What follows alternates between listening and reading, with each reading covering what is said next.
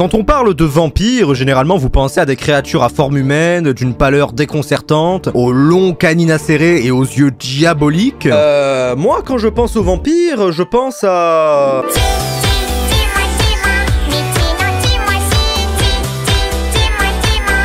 Badass, pas vrai? Il était une fois un vampire du nom de Vanitas que tout le monde détestait à cause du fait qu'il est né sous un soir de pleine lune bleue. Car oui, le racisme existe aussi chez les vampires, eux qui naissent sous une lune rouge. Et puis, pris de haine intense, il disa moi aussi je suis un vampire. Oh, eh ben voyons. Je crois qu'il a plus dit un truc du genre Vous tous, les tristes vampires qui m'avaient fait tant souffrir, tremblez devant ce livre. Oh, un livre avec... des feux. Vanitas sera la perte des vampires jusqu'au dernier, ainsi est la légende. Mais rien à foutre. Et hop, directement en France, à Paris. Oh, Paris, le pain, la vinasse, le RER et ces fils de pute de Parisiens. Pardon. Ces derniers temps, à Paris, des attaques répétées de vampires font rage, des cadavres totalement vidés de leur sang. Ce qui me fait rappeler qu'heureusement, ça ne se passe pas à Marseille, hein. Oh, ça c'est le sang de la veine. Directement pris de la soupe. Un acheté, un savon de Marseille offert avec. Le sang de la veine? Parce que vous le valez bien. Mais ces attaques de vampires ne sont pas normales, hein. La première règle des vampires est justement de ne pas s'en prendre aux humains. Et il y a de plus en plus d'attaques. Mais Noé, notre jeune protagoniste, jeune vampire également, part pour la capitale dans le but de trouver le grimoire de Vanitas, qui aurait apparemment la capacité d'altérer même la nature des vampires, et ainsi en apprendre plus sur les affaires présentes. À savoir que la nature du vampire, son être tout entier, est défini par son vrai nom. En gros, sa véritable identité, son nom de naissance... Vous vous appelez Elodie. Mais ça pue la merde comme nom. Vous êtes plus d'1m40 en plus. Donc Noé, jeune vampire assez candide et ouvert d'esprit, va faire la rencontre de Vanitas. Un humain qui a hérité du pouvoir du grimoire de Vanitas, qui permet justement d'altérer la nature des vampires eux-mêmes. Donc en gros, il a le pouvoir de les anéantir, ou au contraire, de causer leur salvation. Et heureusement, le scénariste avait l'air de plutôt bonne humeur. Vanitas promet alors à Noé de sauver tous les vampires jusqu'au dernier, avec un air qui fait surgir le questionnement quand même, hein. Perso, je fais cette gueule quand je me retiens de chier. Face à cela, face à ce discours, Noé est... kawaii dessiné.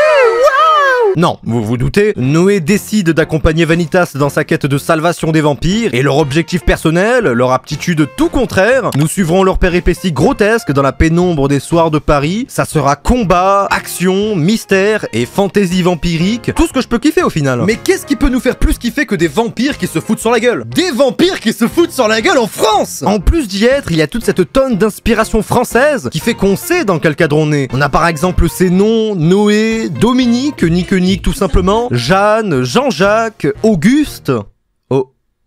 Auguste? Oh non! Pas encore! Non! Le cadre de la France est super bien respecté. Une France moderne, on a les bâtiments, les bistrots, les journaux, les lettres écrites en français, on a l'Arc de Triomphe et même le tableau de l'intronisation de Napoléon Bonaparte par Jacques-Louis David, et le tableau des Sabines aussi, du même auteur qui montre les Sabines exhibant leurs enfants pour cesser le combat entre les Romains à droite et leurs frères Sabins à gauche. Voir autant d'efforts dans la représentation du plus grand détail au plus petit, du prix des cafés sur les pancartes au Moulin Rouge, c'est un véritable kiff. En plus de permettre une immersion beaucoup plus grande que nature dans cette France-là. Tout est tellement français que j'aurais du mal à dire si je préfère plus la série ou le fait qu'elle se passe en France. Ah, ça c'est ma France d'aujourd'hui, ça.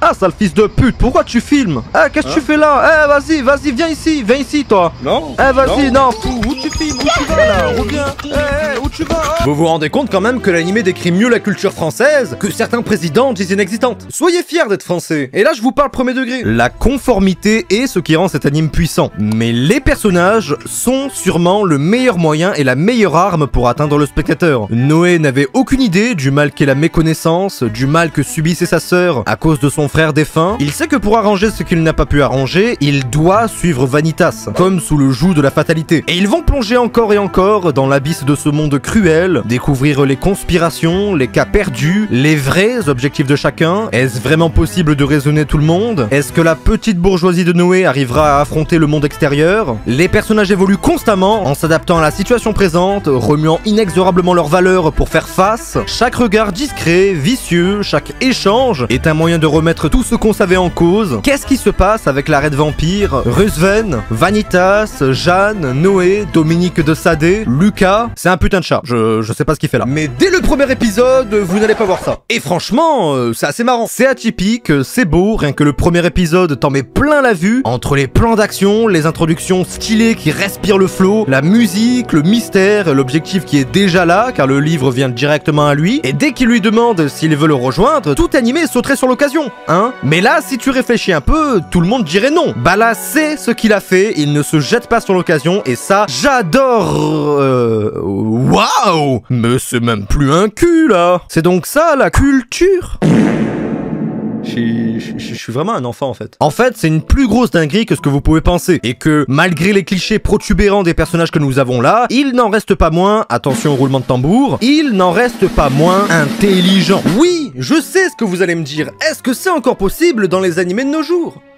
Oui. En fait, c'est plus de la logique à ce niveau-là. Le genre de problématique et obstacle mondain dont tout animé doit faire face prend généralement un acte entier ou se prolonge par le manque de logique des personnages. Je vais prendre un exemple très simple, hein, et qui ne va pas tellement vous spoil. Le premier combat contre Jeanne, pour vaincre ce truc cheaté, ils ont juste fui pour réfléchir. Au début, ils ont parlé, ils ont jeté la bête dessus en la déstabilisant et l'occupant avec des présentations. Ils l'ont empoisonnée et au cas où elle se relèverait, ce qu'elle fait en plus, avec une bête féroce derrière eux et un vampire surpuissant devant eux, je vous laisse réfléchir 2 secondes.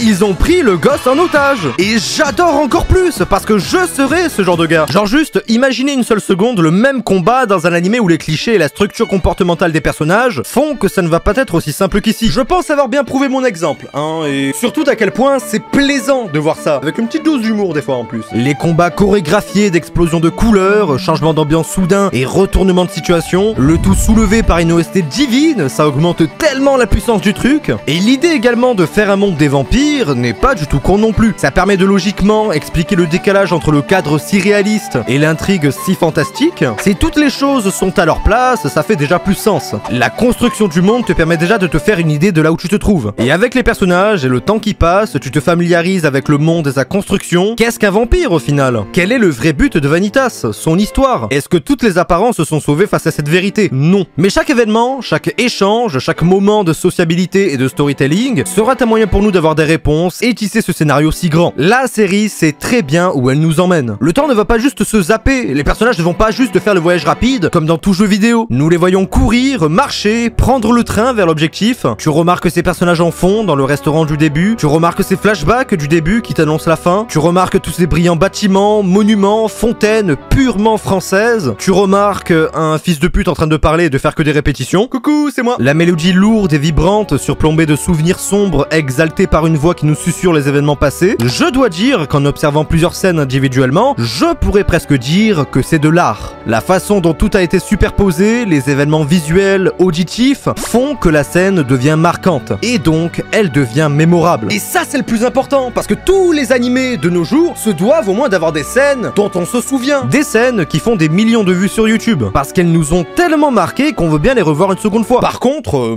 je vous préviens, mais la série a quelques penchants non hétérosexuels, si vous voyez ce que je veux dire. Qu'est-ce qui te fait dire ça? LeBron James. Une impression. Mais alors que l'animé bat son plein, que la vidéo a l'air de se terminer, les jours paisibles sont là et s'installent tranquillement.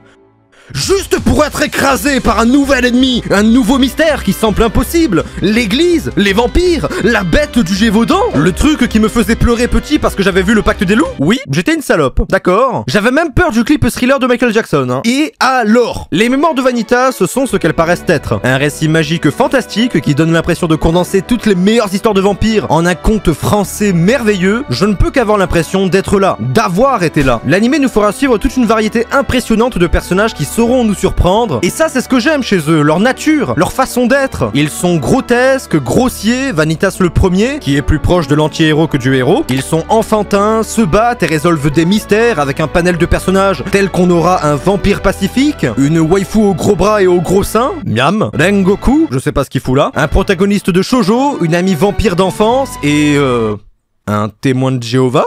Qu'est-ce que... En fait, mon impression sur toute l'œuvre est bien trop grande. C'est trop bien organisé et scénarisé pour avoir le temps de souffler tellement t'enchaînes les épisodes. Tout ce tumulte n'est que la soif insatiable de connaissances sur cet animé et tous les personnages hauts en couleur qu'il regorge. Chaque épisode, t'as du background, des révélations, des nouvelles facettes de nos personnages préférés, mais aussi de nouveaux personnages, de nouveaux décors, de l'action, des combats soutenus par une OST de folie. On ressent la complexité et l'affrontement intérieur pendant le combat, tout en appréciant les démonstrations de puissance de chacun. Car sans mentir, voilà, c'est stylé de fou. Tu me fous ça dans la période où je regardais The Original et jouais à Castlevania, bah je serais aux anges. Tu t'enchaînes des boum, des bam, des poufs, et puis... le silence. La fin. Enfin, après avoir survolé l'entièreté de l'animé, tu te retournes, contemples le chemin parcouru dont tu n'as même pas vu le temps passer, et tu te dis, putain, ça c'est de l'adaptation animée. Tu sens qu'au travers de tout ça, l'objectif était vraiment de transmettre tout ce que transmettait le manga. Et tout a été fait avec soin pour apprécier correctement cette adaptation. Même si forcément, le format animé fait qu'on ne peut pas tout mettre. Donc il y a forcément quelques trucs loupés par rapport au manga. L'animé sur Crunchyroll, foncez, et si vous l'avez fait, sachez que si vous voulez reprendre là où l'animé s'est arrêté, reprenez tome 9 du manga, ou plus précisément chapitre 56. L'animé ni le manga ne sont si populaires, les revenus n'ont sûrement pas été ouf, et de surcroît le manga est à peine plus avancé que l'animé dans l'histoire, et vu le rythme de parution et la pause qui avait été prise, c'est dur d'espérer une saison 2 actuellement, je vais pas vous mentir. Mais dans tous les cas, je vous préviendrai en commentaire, vous avez juste à en laisser un. En bref, regardez les mémoires de Vanitas, ça vaut le coup, c'est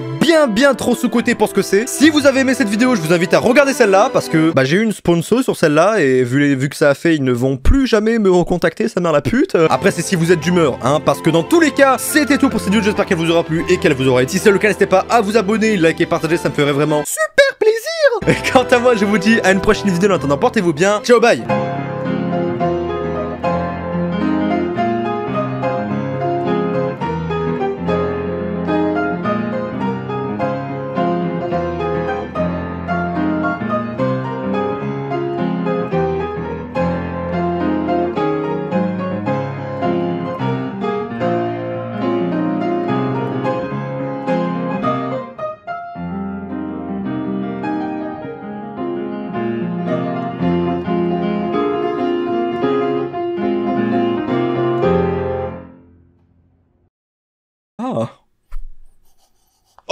Oh, les 35 degrés là, ils se sentent, hein.